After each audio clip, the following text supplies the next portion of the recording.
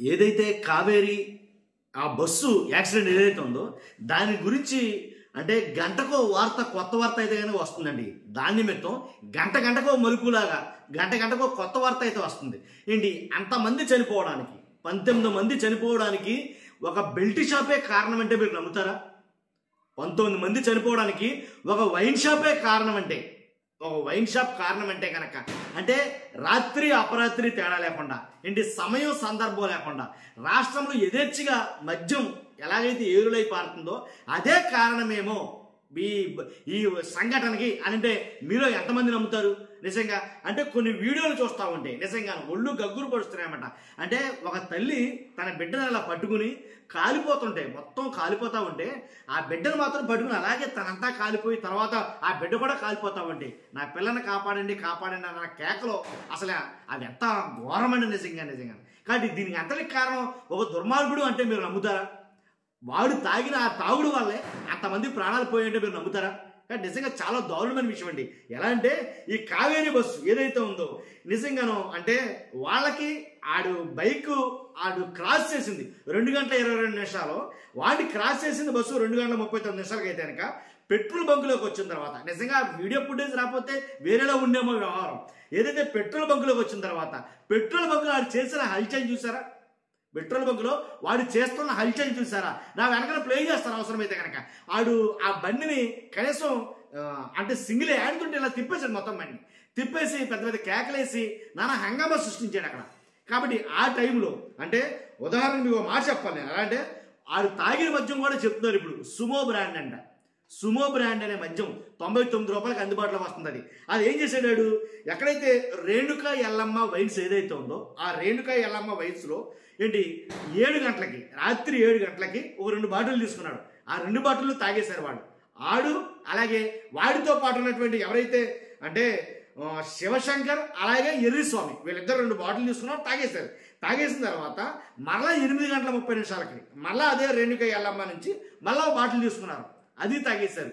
కాబట్టి అది తాగేసిన తర్వాత అక్కడితోటి మ్యాక్సిమం అంటే 8:30కి 7ంటికి ఒకసారి 8:30కి ఒకసారి మ్యాక్సిమం అక్కడికి షాపులు క్లోజ్ అయిపోయినాయి అనుకుందాం. తర్వాత మిగిలిన టైంలో రాత్రి అపరాత్రి లేదు ఇంకెళ్ళకి మిగిలిన టైంలో బెల్ట్ షాపులు ఎక్కడ ఉంటాయా అన్నట్టుగా.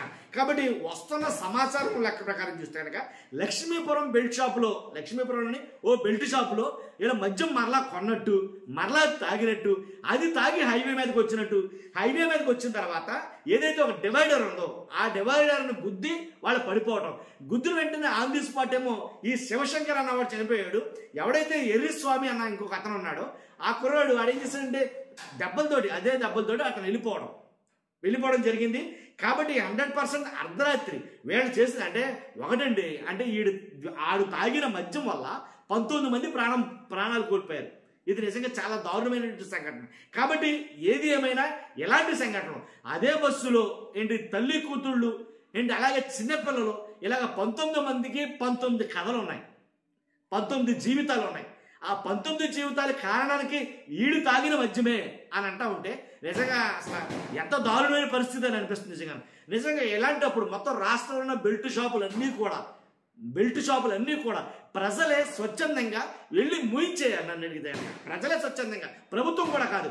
మా వీధిలో ఇప్పుడు అంటున్నారంట వాళ్ళు ఏదైతే లక్ష్మీపురం ఉందో మా ఊర్లో ఉన్న బెల్ట్ షాపులు మీరు రద్దు చేయండి, ఈ బెల్ట్ షాపులు తొలగించండి అని చెప్పి ఇప్పుడు ధర్నా చేస్తారట. అక్కడ ఒక్కచోటే కాదు నన్ను అడిగితే రాష్ట్రం మొత్తం ఉన్న బెల్ట్ షాపులన్నీ కూడా మొత్తం అన్ని తొలగించాల్సిన బాధ్యత ప్రజలదే, ప్రభుత్వాన్ని కూడా కాదు. నన్ను అడిగితే కనుక మీ వీధిలో బెల్ట్ షాప్ ఉంటే మీరే పోరాటం చేయాలా, మీ ఊర్లో బెల్ట్ షాప్ ఉంటే మీరే పోరాటం చేయాలా. బెల్ట్ షాపులు ఉండడానికి రైట్స్ లేవు. కాబట్టి చంద్రబాబు నాయుడు గారు వార్నింగ్లు ఇచ్చినా ఎవరు వార్నింగ్లు ఇచ్చినా కానీ అవి జరిగే పనులు కావు, జరగటం లేదు. కాబట్టి ప్రజలే స్వచ్ఛందంగా ముందుకొచ్చి ఆ బెల్ట్ షాపులు నాశనం చెయ్యాలి. లేదంటే కనుక ఇదిగో ఎలాగా అంటే అన్ని ఉపన్యం వీళ్ళకి సంబంధం ఏంటంటే ఆడెవడో అంటే మూర్ఖత్వంగా దారుణంగా ఆడు తాగేసి ఆడు విలాసాలకే ఆడు విందులకి ఆడు పూర్తిగా తాగేసి ఆడు రోడ్డు మీదకి వచ్చి ఆడిపోతే ఆడు గురించి 19 మంది చనిపోవడం అంటే ఇది ఎంత దారుణం అసలు. ఆ సంబంధం ఉందా దీనికి? వాడు తాగిన దానికి వీళ్ళ ప్రాణాలు బలే అయిపోయింటే నిజంగా అది ఎంత దారుణం అన్నాను అనేది. కాబట్టి ఆ మద్యం అంటే ఎక్కడైతే అమ్మారో అక్కడ ఇక్కడ లేదు, రాష్ట్రం మొత్తం కూడా ఎలా ఉన్నాయి. ఇంకా నేను ఇంకో సంఘటన చూశాను. హైవేలోనంటే హైవేలో ఎన్హెచ్ హైవేలో ఏంటంటే దారి పొడవునా బెల్ట్ షాపులు ఉంటున్నాయంట ఎన్హెచ్ హైవేలో, నేషనల్ హైవేలో. కాబట్టి అది ఎంతవరకు కరెక్ట్? ఇదంతా కూడా చూస్తూ ఉంటే కనుక ఇలాంటి సంఘటనలు మరలా జరగవని రుజువు ఏంటి? కాబట్టి వాళ్ళు కూడా పర్మిట్ లేని బస్సులు, దాని మీద 15 చలానాలు 17 చలానాలు 10 చలానాలు ఉన్నాయంట. ఆ అన్ని చలానాలు ఉన్నాయంట. ఏం చేస్తుంది మరి అధికార యంత్రాంగం? కాబట్టి అలాంటి బస్సుల్ని, పర్మిషన్ లేని బస్సుల్ని, అలాగే పర్మిట్ లేని బస్సుల్ని, అలాగే దానికి అసలు ఏమి కాగితాలే లేని బస్సుల్ని రోడ్ల మీద ఎలా తిరగనిస్తుంది ఆ అధికార యంత్రాంగం? వాళ్ళు ప్రాణాలతో చెలగాట మాటమే కదా. నిజంగా నిండు జీవితాలు బలైపోయాయి. కనీసం 5 నెలలు అయిందంట ఉద్యోగంలో జాయిన్ అయ్యి. ఆ కొడుకు తల్లి ఏడుస్తూ ఉంటే నిజంగా ఎంత దారుణం అంటే అసలు ఆ సంఘటన చూడలేకపోతున్నామండి. నిజంగా 5 నెలలు అయింది నా కొడుకు ఉద్యోగంలో జాయిన్ అయ్యి. నిజంగా అతను ఆ చనిపోయిన కొడుకు జీవితాంతకాలం పాటు తన తల్లిని తండ్రిని పోషించాలి. 5 నెలలు అయింది ఉద్యోగంలో జాయిన్ అయ్యి. ఎవరు దీనికి? ఎవరు రెస్పాన్సిబిలిటీ? కాబట్టి నిజంగా వీళ్ళందరూ కూడా అంటే చనిపోయిన 19 మంది జీవితాలు కూడాను నాశనం చేసింది ఒక మద్యం. ఆ మద్యం కూడా అందుకనేనేమో సజ్జనార్ గారు కూడా ట్వీట్ చేశారు. ఆ ట్వీట్ కూడా వైరల్ అవుతుంది. నిజంగా ఏంటి ఇంతమంది ప్రాణాలను బలిగొంది ఒక మద్యమేనని చెప్పేసి సజ్జనార్ గారు ట్వీట్ చేశారు. ఎందుకంటే ఆయన ఆల్రెడీ బెట్టింగ్ యాప్ల గురించి చాలా రకంగా, ఆయన ఆన్లైన్ బెట్టింగ్ యాప్ల గురించి చాలా ఉద్యమమే చేస్తున్నాడు ఆయన హైదరాబాద్లో. కాబట్టి అలాంటి వ్యక్తి ఇలాంటి దానికి చలించిపోయి, కాబట్టి ఇదిగో ఇంత 19 మంది నిండు జీవితాలు పోవడానికి కారణం ఈ మద్యం వల్లే అని అది ఎక్కడ మేరనే తర్వాత విషయం అది. కాబట్టి ఓ టైమింగ్ లేకపోవడం, అంటే ఒక విధానం లేకపోవడం, రాష్ట్రంలో పొట్టగొడుగులాగా విచ్చలవిడిగా లేచిపోయినటువంటి బెల్ట్ షాపుల వల్ల. కాబట్టి ఇలాంటి వాటిని ఖచ్చితంగా ఖండించాలని సజ్జనార్ గారు ఓ ట్వీట్ అనేది చేయడం జరిగింది ఆయన. కాబట్టి ఆయననే కాదు, రాష్ట్రంలో చాలా మంది మాట్లాడుతున్నారు ఈ అంశం గురించి. దేని గురించి? కావేరీ బస్సు ఏదైతే యాక్సిడెంట్ ఉందో దాని నిమిత్తం. నిజంగా వాడు తాగకుండా ఉండి ఆడు రోడ్డు మీదకి రాకుండా ఉంటే కనుక ఈ 19 మంది వాళ్ళ గమ్యస్థానాలకి చేరేవారు. వాడు తాగకుండా ఏదైతే మద్యం అన్నారో, సుమో బ్రాండో చెత్త బ్రాండో ఏదో బ్రాండు, అది బెల్ట్ షాపా వైన్ షాపా ఏదో షాపు, తాగిన దరిద్రుడు డ్రైవింగ్ చేయడం ఎందుకు? కాబట్టి ఆడు డ్రైవింగ్ చేయడం, ఆడు తాగటం, పైగా టైంలో తాగటం, రోడ్డు మీదకి రావడం, వాడి వల్ల 19 మంది చనిపోవడం. కాబట్టి ఇది చాలా దారుణమైనటువంటి సంఘటన అండి. అసలు సంబంధం లేనికుండానే చనిపోయిన పాపం. వాళ్ళకు తెలియదేమో, చనిపోతున్న వాళ్ళకి తెలియకపోవచ్చు. ఏంటంటే ఎవడో ముక్కు ముఖం తెలియనాడు ఆడు కొవ్వెక్కి, ఆడు మద్యం తాగి ఆడు ఇష్టానుసారంగా బైక్ డ్రైవ్ చేస్తాడో, డివైడర్ను గుద్దుతాడు, దానివల్ల మనం చనిపోతాం అనే ఉద్దేశం ఎవరికి తెలియదు పాపం. లోపల ఉన్న వాళ్ళకి పాపం పుణ్యం ఎరిగిన వాళ్ళలో, వాళ్ళకి సంబంధం లేని దాని విషయంలో, వాళ్ళకి సంబంధమే లేని విషయంలో, వాళ్ళకి సంబంధమే లేని అంశంలో వాళ్ళు ప్రాణాలు కోల్పోతారన్న విషయం వాళ్ళకి తెలియదేమో. ఇలాంటి దరిద్రులు ఉంటారని తెలియదేమో నిజంగా. కాబట్టి వాడు ఒళ్ళుబలిసి చేసిన పని ఇది. నన్ను అడిగితే డైరెక్ట్గా నేను చెప్పే మాట అంటే వాడు ఒళ్ళుబలిసి చేసిన పని.